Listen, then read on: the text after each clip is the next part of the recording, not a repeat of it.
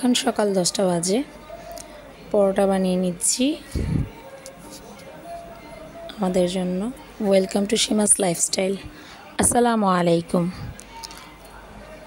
সকাল সকাল খুব সকালবেলা চা দিয়ে পাউরুটি দিয়ে আর বিস্কিট দিয়ে হালকা নাস্তা করে নিয়েছি। এখন 10টা বেজে গেছে, হালকা ক্ষুধা লেগেছে। বাচ্চারাও পড়া থেকে উঠে খাবার খেতে চাচ্ছে, কিছু না কিছু ওরা তো আর বলতে পারে না, ক্ষুধা লেগেছে।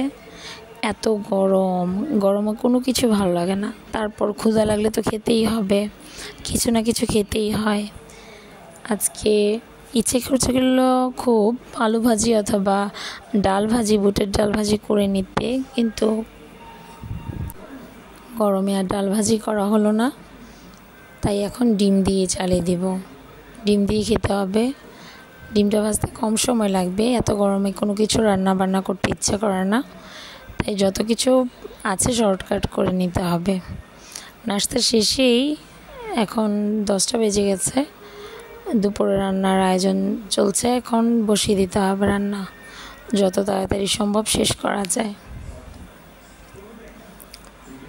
মারিয়াম এই গরমে কিছুই খেতে চায় না বড় মানুষের মতন। আমরা তো কিছু খাই, ও তো একেবারে টোটালি খাবার খাওয়া ছেড়ে দিচ্ছে। ভাত রুটি তো সে পছন্দই করে না একদম, শুধু ফল খেয়ে বেঁচে থাকে। কিভাবে যে বাচ্চাটা বাঁচে আল্লাহ বলতে পারে। আপনারা সবাই দোয়া করবেন আমার মেয়েটার জন্য, ছেলেটার জন্য। শরীরটা একবার শুকিয়ে গেছে, থাক আলহামদুলিল্লাহ।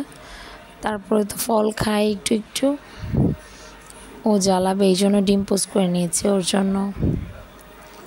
আমাদের জন্য পেঁয়াজ মরিচ দিয়ে ডিম ভেজে নিচ্ছি, ওর আব্বুকে একটা সিদ্ধ ডিম দিয়ে দিব।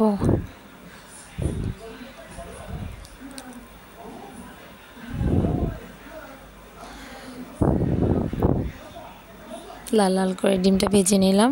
আমি আবার কারো হাতে ডিম ভাজা খেতে পারি না, সাদা সাদা করে ডিম ভাজলে আমার একবারই ভালো লাগে না। তারপরও আজকে আমার ডিমটাই সাদা সাদা হয়েছে, তারপর খেয়েছি কষ্ট করে। নাস্তা হয়ে গেল, এখন দুপুরের লাঞ্চ বসিয়ে দিয়েছিলাম, শেষ এখন লাঞ্চ। আজকে আমার লাঞ্চের থালিতে আছে আলু ভর্তা, পেঁয়াজ মরিচের ভর্তা, পেঁয়াজ মরিচ হাতে মাখানো, রুই মাছ ভুনা, ডাঁটা শাক ভাজা, মসুরের ডাল, সাথে শুকনো মরিচ আর লেবু দিয়ে। গরমে কোনো কিছু খেতে ভালো লাগে না, তাই পেঁয়াজ মরিচের ভর্তাটা বানিয়ে নিয়েছি। এটাতে রুচিটা অনেক বেড়ে যায়, আপনারা কি ট্রাই করে দেখতে পারেন। আজকে আমার ভিডিও কেমন লাগলো কমেন্ট বক্সে জানাবেন, আর প্লিজ শেয়ার করবেন, লাইক করবেন, সাথে থাকবেন সীমাস লাইফস্টাইলের সাথে। আর যারা সঙ্গে আছেন ধন্যবাদ। আসসালামু আলাইকুম।